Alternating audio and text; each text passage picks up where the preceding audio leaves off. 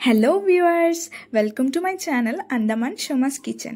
আজ আমি হাজির হয়েছি দারুণ টেস্টি পটলের একটা রেসিপি নিয়ে। অনেকে পটল খেতে পছন্দ করে না, এইভাবে করলে তারাও চেটে ফুটে খেয়ে নেবে, এতটাই টেস্টি হয়।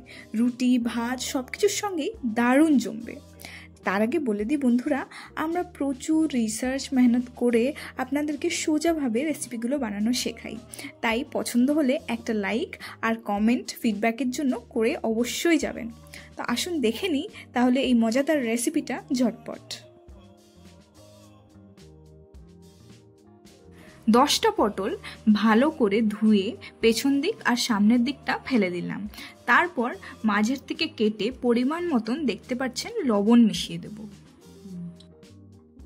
এবং স্বাদ অনুযায়ী চিনি, হলুদও মোটামুটি আধা চামচ দিয়ে দেব।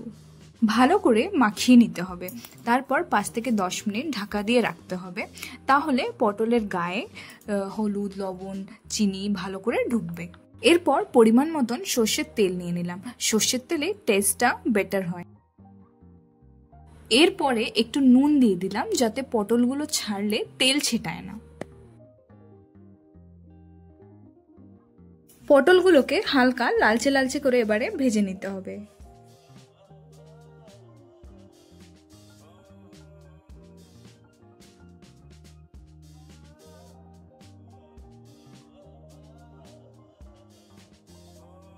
এরপর কালো জিরে ফোড়ন দিয়ে ওই সেম তেলে দুটো মিডিয়াম সাইজের পেঁয়াজ হালকা লালচে লালচে করে ভেজে নিতে হবে।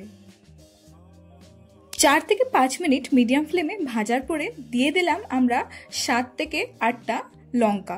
লঙ্কা আপনারা নিজেদের ঝালের হিসাবে দিয়ে নিতে পারেন। দিয়ে দিলাম সামান্য চিনি।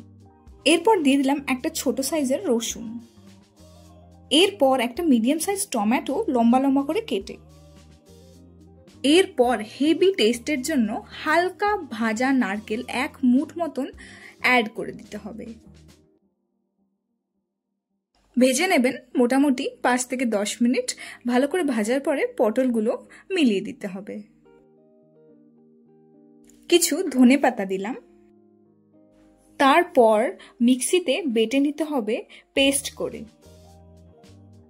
ব্যাস, আমাদের পটল বাটা ও ভর্তা একেবারে রেডি। গরম ভাতের সঙ্গে বাটা এই ধরনের আইটেমগুলো খেতে দারুণ লাগে। পটল অনেকে বিচি থাকে বলে খেতে পছন্দ করে না এমনি তরকারিতে, আমার নিজেরও খুব বেশি পছন্দ ছিল না, কিন্তু এইভাবে যদি করেন কথা দিচ্ছি পটলের টেস্ট একদম আলাদাই লেভেলের হয়ে যাবে, বুঝতেই পারবেন না যে পটল খাচ্ছেন কি অন্য কিছু। একবার ট্রাই করবেন আর নিশ্চয়ই জানাবেন।